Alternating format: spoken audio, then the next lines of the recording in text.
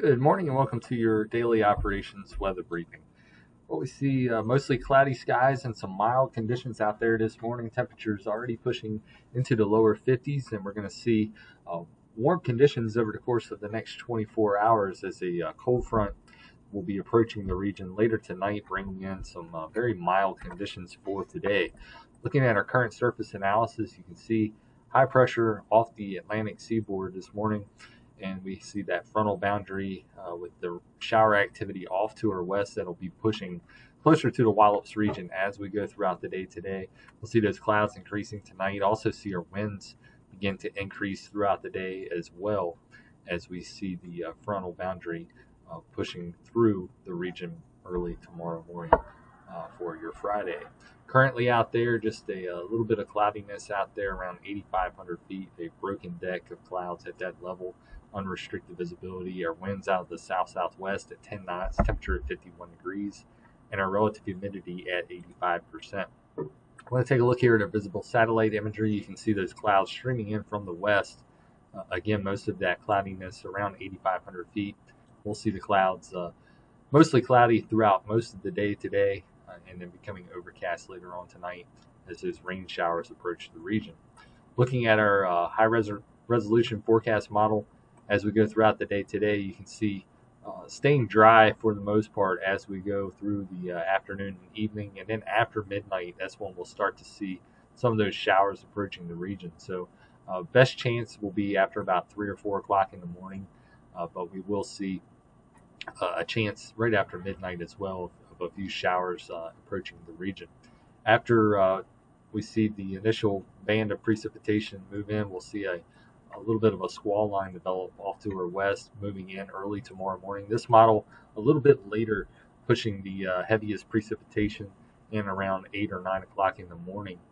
Some of the modeling is showing that happening a couple of hours earlier than that, around 6 a.m. So certainly something to keep your eyes peeled to as we go through the early morning hours tomorrow. We'll see our heaviest rains along that band as the front moves through, and also our strongest winds as well as that frontal system moves through, and we get our greatest forcing right along that boundary as it pushes through around between the hours of 6 and 9 a.m.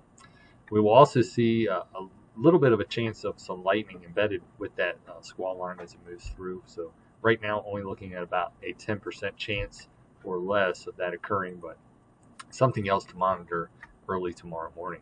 As that front moves off the coast, we'll see clearing conditions pretty quickly as we go through the late morning and early afternoon hours. We'll also see those winds remaining fairly gusty as we go into the morning and early afternoon, and then begin to die off a bit as we get into the later afternoon hours and into the evening on Friday, where we'll see some colder air spilling into the region quite quickly Friday night into Saturday morning. As we look ahead to Saturday, looking at sunny skies during the morning and pretty nice conditions Saturday morning. Then we'll see a secondary boundary moving through. Not really any moisture to speak of associated with this boundary as it goes through, but what we will see is an increase in the winds as that front moves across the area later in the afternoon on Saturday. So as we look ahead to our Antares launch, looking at pretty good conditions, we will be monitoring those winds, though, as they will pick up during the afternoon. Fortunately, it does look like the strongest winds will be after we reach the T0 time frame for our Antares launch, but certainly we'll be keeping an eye on the timing of those stronger winds as they push through Saturday afternoon. I want to take a look here at our next 24 hours. Again, most of your rain chances hold off until after midnight tonight. Best chance will be between the hours of around 4 to 9 a.m. tomorrow. Again, about a 10% chance of seeing an embedded thunderstorm with those rain showers as they move through during the early morning hours of Friday. We'll also see those winds increasing as we go through the next 24 hours as well.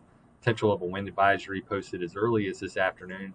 Right now looking like they would be just a little bit under the 25 knot criteria, and then increasing as we go overnight tonight and into the early morning hours of Friday, seeing our strongest winds as that front crosses the region early tomorrow morning, with winds potentially up as high, gusting up to 35 knots. For your day on Friday, we'll see warm temperatures to start the day, a high of 61. Then as that front moves through, we'll see the winds continuing to be quite gusty through the morning and early afternoon. And then those winds beginning to die down during the late afternoon hours. High of 61 with falling temperatures during the afternoon. Friday night, see chilly conditions with a low of 28. And for your Saturday, again, looking at very nice conditions in the morning. It'll be a pretty chilly start to the day. And then we'll see the winds pick up during the afternoon. We'll see a high of 52. And again, winds expected over wind advisory criteria as we go into the afternoon hours. But at this point, looks like the strongest surge of winds will hold off until after T0 for our upcoming Antares launch. That'll wrap it up for today's daily operations weather briefing. We'll be back again at 10 a.m. for a look at your extended forecast. Have a nice day.